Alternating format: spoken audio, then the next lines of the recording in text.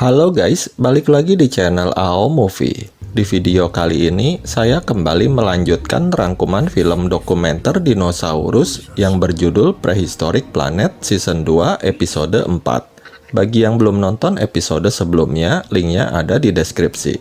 Di episode kali ini, menceritakan tentang kehidupan para dinosaurus yang hidup di lautan. Tanpa berlama-lama lagi, langsung aja kita menuju ke rangkuman filmnya. Lautan adalah habitat terbesar di planet prasejarah dan rumah bagi salah satu predator terbesar yang pernah hidup, yaitu Mosasaurus. Tetapi tidak semua Mosasaurus berwujud monster ganas sepanjang 15 meter. Hewan yang berlindung di karang ini adalah Phosphorosaurus. Dia juga seekor Mosasaurus, salah satu yang terkecil dengan panjang kurang dari 3 meter. Di siang hari, dia bersembunyi dari bahaya. Tetapi, setiap sekali atau 2 kali dalam 1 jam, dia harus ke permukaan untuk bernafas. Tetapi, dia juga predator yang mematikan dan dia tidak selalu bersembunyi. Ketika waktunya tepat, dia menjadi pemburu. Dan waktu tersebut adalah saat matahari terbenam. Saat hari menjadi gelap, dunia bawah laut berubah. Miliaran makhluk akan muncul dari kedalaman untuk mencari makan di dekat permukaan. Migrasi massal terbesar di bumi terjadi dalam kegelapan yang hampir total. Yang paling spektakuler di antara pengunjung malam ini adalah ikan lentera. Cahaya redup menyeramkan mereka dihasilkan oleh reaksi kimia di dalam tubuh mereka. Kilatan bioluminescence ini dapat digunakan untuk membingungkan predator. Dan jika dilihat dari bawah, pancarannya membuat mereka terlihat menyatu dan tersembunyi di permukaan samudra yang diterangi cahaya bulan. Tetapi, mereka tak bisa bersembunyi dari Phosphorosaurus. Walaupun berukuran kecil, matanya adalah yang terbesar dari semua Mosasaurus, dan dia dapat melihat ilusi dan memilih mangsanya. Saat fajar tiba, kawanan ikan yang bermigrasi menyelam ke kedalaman. Dan Phosphorosaurus juga harus kembali ke tempat persembunyiannya di siang hari. Dia harus menunggu sampai malam tiba sebelum aman untuk berburu lagi. Pada siang hari, lautan prasejarah memberikan peluang bagi jenis pemburu yang sangat berbeda. Di Laut Amerika Utara yang hangat dan dangkal, jumlah ikan hampir bisa menyamai kawanan ikan lentera nokturnal. Dan mereka adalah magnet bagi Hesperornis sepanjang 1,8 meter. Hesperornis mungkin tak dapat terbang, tetapi mereka beradaptasi dengan laut. Kakinya yang besar dan kuat mendayung dengan sangat gesit. Tak ada jalan keluar untuk ikan yang malang begitu ditangkap oleh paruhnya yang penuh dengan gigi setajam jarum ini.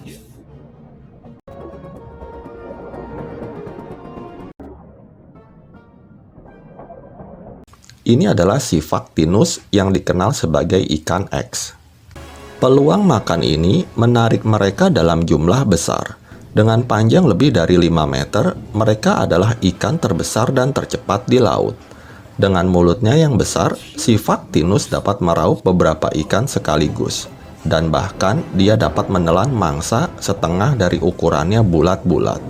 Pada awalnya, ada banyak ikan untuk semuanya. Tapi saat jumlah ikan berkurang, ikan X mengalihkan perhatiannya ke tempat lain. Si predator akan menjadi mangsa. Hesperornis hanya punya satu pilihan, yaitu berenang mati-matian. Siphactinus lebih cepat, tetapi Hesperornis lebih gesit.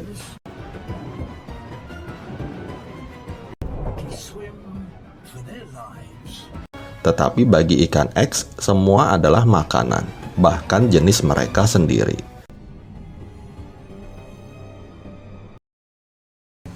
Bahaya di lautan tak hanya datang dari para pemburu yang mematikan. Bahaya itu bisa berasal dari laut itu sendiri. Di sekitar pulau-pulau Eropa prasejarah, kekuatan pasang surut menciptakan tantangan bagi kehidupan, terutama untuk makhluk-makhluk kecil.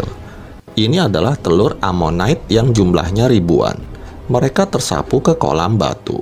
Di sini, mereka memiliki kesempatan untuk tumbuh bebas dari bahaya.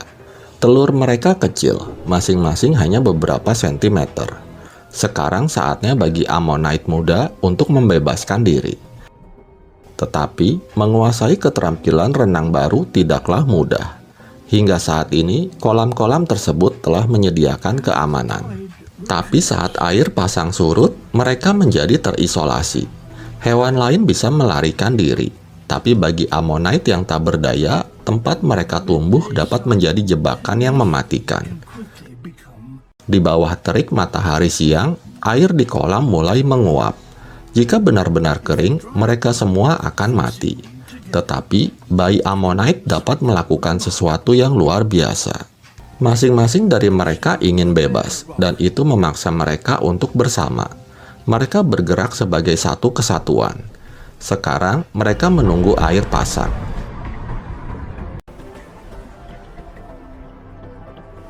Ada banyak yang terdampar dan menjadi makanan untuk pemakan bangkai seperti bayi Piroraptor ini.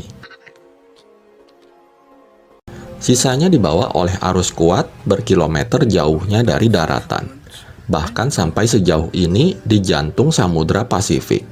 Di tempat langka ini, Tuarangisaurus atau sejenis Elasmosaurus menemukan keamanan. Setiap hari, Elasmosaurus harus menjelajah ke perairan yang lebih dalam. Perairan dalam ini tak hanya menarik Elasmosaurus yang lapar, tetapi juga predator terbesar yang memburu mereka. Nutrisi yang naik ke atas dari dasar laut memastikan pasokan ikan berlimpah. Tubuh yang ramping dan 4 sirip yang kuat memberikan kemampuan manuver yang luar biasa bagi Elasmosaurus. Tetapi, Mosasaurus adalah predator penyergap yang cerdas. Dengan sabar, dia menunggu dan memprediksi gerakan mereka. Hewan raksasa ini menggunakan ekornya untuk berakselerasi dengan sangat cepat. Namun, kali ini dia kurang beruntung. Tetapi, karena ada banyak Elasmosaurus yang tinggal di sini, tak lama lagi akan ada kesempatan lain. Berkamuflase di lantai ngarai yang gelap, Mosasaurus dapat mendekat tanpa terlihat. Dia menunggu Elasmosaurus muda yang tidak berpengalaman. Mosasaurus dapat menyerang mangsanya dengan kekuatan besar, sehingga hantamannya saja dapat membunuhnya.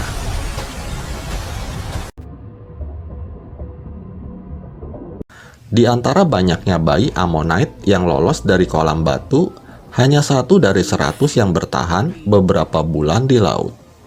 Tetapi, beberapa Ammonite ini sangat beruntung. Arus laut telah membawa mereka ke tempat yang ideal untuk hidup. Di sini, kawanan Ammonite muncul dalam berbagai bentuk dan ukuran yang mengejutkan. Raksasa aneh sepanjang 1,8 meter ini adalah Baculites yang mencari makan di dekat dasar laut. Dan ini adalah Diplomoceras yang bentuknya seperti penjepit kertas raksasa. Mereka semua berkembang di sini berkat makanan yang melimpah. Para bayi ini mulai memperlihatkan bentuk yang tidak biasa yang akan mereka miliki saat dewasa. Spiral yang menonjol mengidentifikasi mereka sebagai Nostoceras muda. Mereka suka berada di dasar laut di perairan yang lebih dalam. Ribuan spesies Ammonite hidup di lautan prasejarah selama hampir 400 juta tahun. Mereka adalah salah satu kelompok hewan yang paling sukses yang pernah ada. Setelah musim dingin yang gelap gulita, matahari yang rendah mulai mencairkan es. Ini adalah Morturneria, sejenis Elasmosaurus yang aneh. Mereka adalah salah satu hewan paling tertutup dan misterius di dunia. Kawanan ini telah bermigrasi hampir 3.000 km dari Amerika Selatan untuk tiba di sini tepat pada musim semi. Ini adalah pertama kalinya anak Morturneria ini bertemu es laut. Ini bisa berbahaya bagi reptil yang menghirup udara, di mana ada celah di es. Perairan dingin ini merupakan habitat yang bagus untuk makanan favorit raksasa ini. Lumpur kutub penuh dengan makhluk kecil. Mungkin ada ratusan hewan kecil di setiap meter persegi dasar laut. Tantangannya adalah memisahkan makanan dari lumpur yang lengket. Namun, mereka memiliki solusi yang bagus. Setelah meraup dengan mulut, mereka menutup sebagian rahang mereka, lalu membuat saringan raksasa untuk menyaring makanan. Ini adalah satu-satunya hewan dengan gigi untuk makan seperti ini.